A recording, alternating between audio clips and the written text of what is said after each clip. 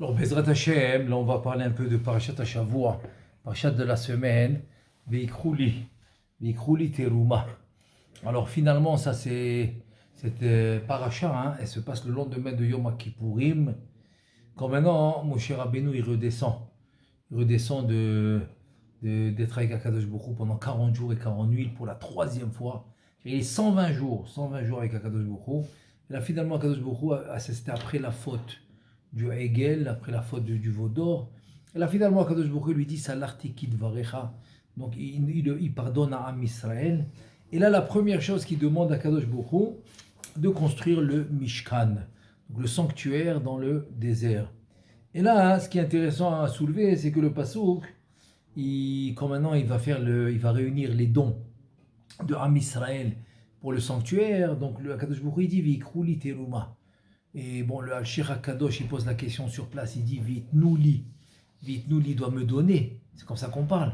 Et comme ça, je te dis, est-ce que tu peux me donner maintenant une certaine somme pour construire la synagogue, ou pour offrir des livres, ou pour offrir quelque chose à la synagogue? Donc tu vas me donner. Je te dis pas, prends-moi par exemple un Sefer Torah. Non, offre-moi un Sefer Torah, donne-moi un Sefer Torah.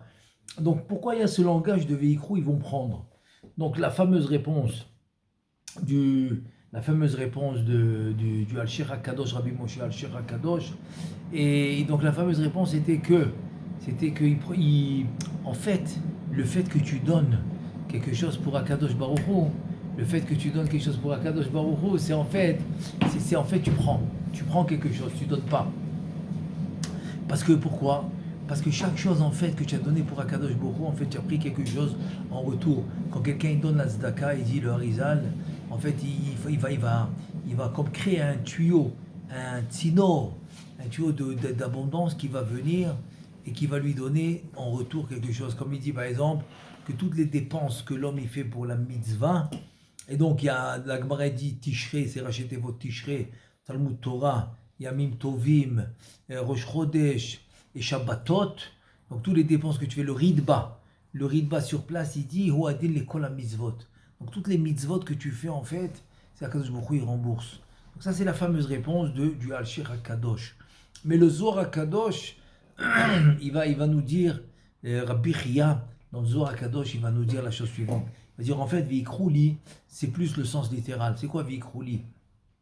Kadosh Baruch Hu, il demande qu'on le prenne avec lui. C'est-à-dire, il veut qu'on l'associe dans chaque étape de notre vie, que ce soit dans l'étude de la Torah, évidemment, dans les mitzvot, évidemment, dans la tefila, mais aussi quand on est dans le monde des affaires ou quand on est en train de travailler, ou on est n'importe où dans la journée, et quoi qu'on fasse, même pendant qu'on s'habille, on doit penser au Shulchan Aruch. Comment s'habiller? D'abord la tête, ensuite la droite, ensuite la gauche, etc. Même quand on va se doucher, par exemple, on va commencer par se laver la tête, ensuite le bras. Dans toute action qu'on fait, même quand on met les chaussures, alors tu vas mettre la droite, ensuite tu vas mettre la gauche. Et pour fermer les lacets, tu vas commencer par la gauche, ensuite la droite. C'est-à-dire dans tout ce que tu entreprends, tu mets Akadosh Baruch Hu dans ta vie. Si tu vas dormir, c'est parce que tu veux de la force pour servir Hachem. Parce que même travailler, en fait, c'est pour avoir la parnassa, pour servir Hachem. Donc tout ce que tu entreprends, tu vas avoir Akadosh Baruch Hu présent avec toi. Et c'est ce qu'il te demande. Donc c'est ça, Veikrouli, ils vont me prendre. Je leur demande de me prendre avec moi. Et ça, c'est le fameux machal que le Midrash il raconte, extraordinaire. Il dit c'est un roi. C'est un roi qui avait une fille unique. Et donc, il n'a pas le choix, il doit la marier. C'est la fille unique, mais il doit la marier. Il était très dur pour lui de s'en séparer. Et donc voilà, finalement, quand il a trouvé le khatan, qui va devenir le prince dans la royauté de ce roi, et là il lui dit, écoute, je suis obligé de te laisser prendre ma fille, c'est ta femme, mais d'un autre côté, c'est ma fille unique. Alors ce que je te demande, c'est là où tu vas, tu fais une chambre pour moi, que je puisse venir vous visiter, parce que c'est ma fille unique. Donc j'ai besoin que tu me fasses une chambre pour moi, comme ça chaque fois que là où vous êtes, je peux venir vous visiter. Et là il dit, c'est le machal, le nimshal Sakadosh Baruch Hu, il dit, Vasuli Migdash Veshachanti Betocham. Et donc Chachamim, ils ont fait la dracha. Betocholo Nehemar, il fallait parler au singulier. tu me demandes de faire un sanctuaire au singulier, donc je vais me dire Shachanti, je vais résider Betocho, à l'intérieur au singulier. Pourquoi le passou qui continue au pluriel? Tu vas me faire un sanctuaire au singulier, Shachanti Betocham au pluriel. Il y a un seul sanctuaire. Donc Chachamim, ils ont appris de là que dans le cœur de chacun d'entre nous. C'est-à-dire que c'est à toi maintenant de faire la place à Kadosh Baruch Hu, et ça, Vikrouli. Vikrouli, prends-moi avec toi. C'est comme Kadosh Baruch Hu te demande, s'il te plaît, prends-moi avec toi là où tu vas. Et là, Bessiata du Shmaya, j'ai ramené un pasouk de Teilim pour nous éclairer un peu. Qu'est-ce qu'il dit David Ameller? Hashem tzilcha, Hashem yeminecha. Hashem, c'est qui? C'est ton tsel. C'est quoi ton tsel? C'est ton ombre. Et c'est ton yamin, ta force. Et c'est quoi ton ombre? Ça veut dire l'ombre, c'est le reflet, ton reflet. Ça, en fait, c'est la place que tu lui as fait. La place que tu fais à Kadosh Baruch Hu, c'est la place qu'il va prendre. Il ne va pas prendre plus de place que tu lui fais. S'il y a des choses que tu veux régler tout seul, eh ben, il ne va pas t'embêter, il va te laisser. Et si tu veux l'inclure partout pour qu'il règle tout, alors ça va Hashler à la Hashem, là, tu vas tout mettre entre ses mains, et c'est là qu'il va s'occuper de tout. Donc ça dépend de toi. Et ça, c'est Veikrouli. Selon le Zohar Kadosh, c'est Kaviachol de prendre Akadosh Baruch Hu avec toi. Donc il y a plusieurs manières de le prendre. Comme j'ai dit tout à l'heure, dans chaque action que tu fais, que ce soit dans la spiritualité, ou dans le matériel, ou dans la matière, ou dans n'importe quoi, il est toujours avec toi. Parce que quoi que tu fasses, il y a des halachot. Il y a des halachot de Shulchan Aruch que tu dois respecter. Donc tout le temps avec toi. Évidemment dans le Limud à Torah, où c'est vraiment l'union parfaite. Parce qu'on dit que Torah, Kutia Berichu, pardon, tout Kutia Berichu, Torah v'Israël Chadhu. Akadosh Baruch Hu, la Torah et Am Israël, c'est une seule chose, c'est une seule entité. Donc c'est évident. C'est évident que l'union, elle se fait, et par les mitzvot aussi, par la tfila. Mais là, l'idée, c'est de l'avoir tout le temps, même quand quelqu'un marche dans la rue. Il y avait un tzaddik à Yerushalayim, dans la génération précédente, un truc incroyable. Même pour traverser la rue, il faisait Yeratzon. Yeratzon, que ben, Esrad Hashem, je traverse la rue en bonne santé. Et tellement il était de Vekout, union avec Hashem, que même quand il traverse la rue, il faisait un Yeratzon, il faisait une tfila. Donc évident qu'il est connecté complètement. Ça c'est Vikrouli, tu vas me prendre avec toi. Je te dis, prends-moi avec toi là où tu vas.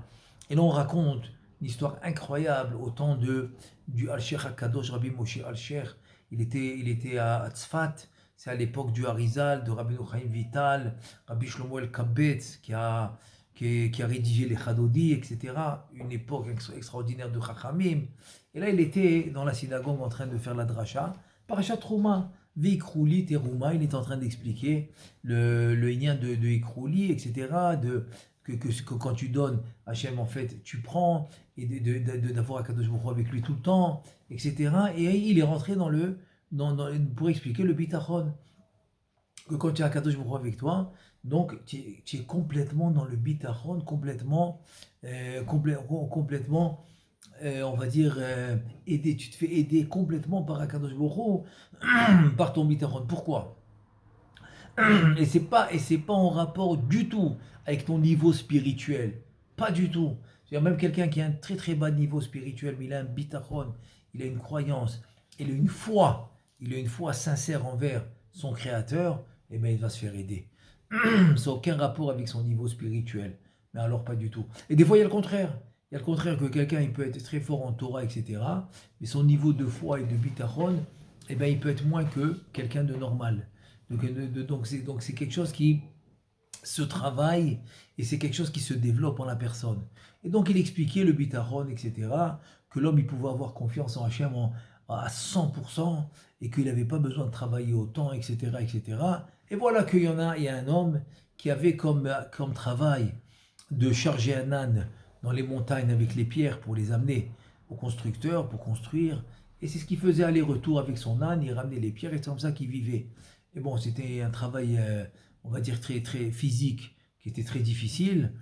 Et il écoute attentivement les mots de Rabbi Moshe Al-Sheikh. Et finalement, il écoute, il dit, mais attends, si c'est comme ça, moi aussi je peux avoir le bitachon, rester à la synagogue, prier toute la journée. Bon, il a traduit ça selon sa compréhension personnelle. Donc sa compréhension personnelle, c'est tout ce qu'il savait faire. Il savait que lire les Teilim. Donc il a dit, je vais rester à la synagogue, lire les Teilim. Et comme ça, Kadosh Baruch Hu, j'ai le bitachon, j'ai la Emouna, il va survenir à mes besoins. Et il a pensé comme ça, et il a fait. Le dimanche, c'est parce que la dracha c'était Shabbat, le dimanche, il a décidé de vendre son âne, et voilà qu'il vend son âne, et il va au Beth Midrash. Il amène l'argent à sa femme, il dit voilà, on va se nourrir de l'argent que j'ai vendu mon âne, et t'inquiète pas, Kadosh Baruch Hu va nous aider. Il dit mais qu'est-ce que tu fais? Tu as besoin de travailler. Il dit non, t'inquiète pas. Et Mouna Bitachon, il lui raconte la dracha qu'il a écoutée de Rabbi Moshe Alcher. Et bon, elle n'était pas très satisfaite, mais bon, comme il lui a amené l'argent qu'il a vendu son âne, donc il y avait assez d'argent pour vivre pour l'instant, elle n'a rien dit. Mais avec le temps, l'argent, elle se finit.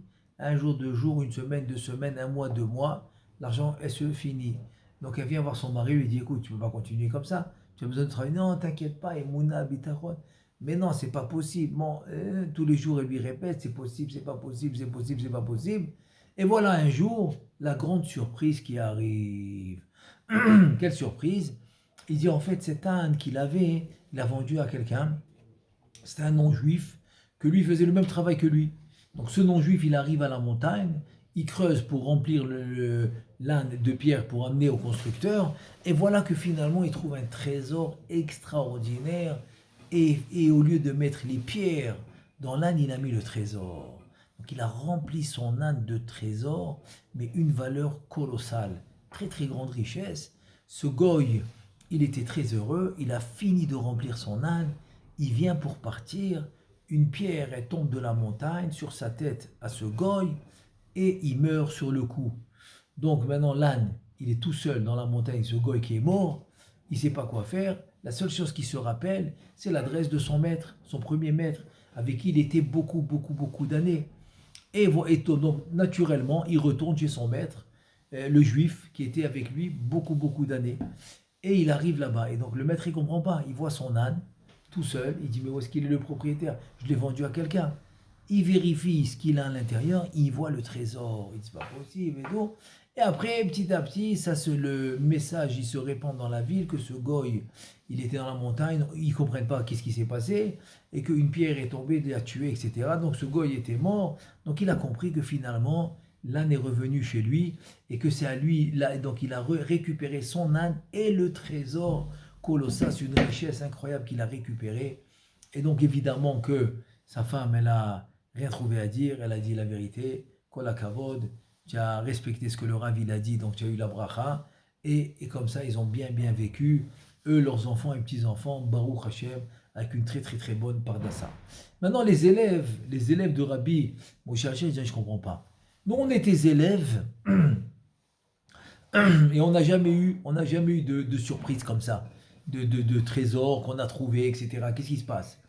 Il leur a dit écoutez, la différence est très simple, c'est que vous regardez toujours en arrière pour voir est-ce que la Yeshua, est-ce que la réussite elle va venir, est-ce que je vais gagner, est-ce que je vais faire, vous regardez. Donc c'est pas une émouna sincère. Il dit ce juif, il a écouté ce que j'ai dit Shabbat, dimanche il a vendu son âne, il est rentré au Beth Midrash, il n'a même pas discuté, il a lu son Tehillim, il a dit Akadosh Baruch Hu va m'aider. Il n'a pas commencé, il n'est pas sorti maintenant à chaque 2 secondes à la fenêtre ou à la porte et regardez où est-ce qu'elle est la Yeshua, où est-ce qu'elle est ma réussite, etc., ma délivrance. Donc de là on apprend que la Emunah B'Tachon doit être sincère. Et dès que c'est sincère, Akadosh Baruch Hu, il paye.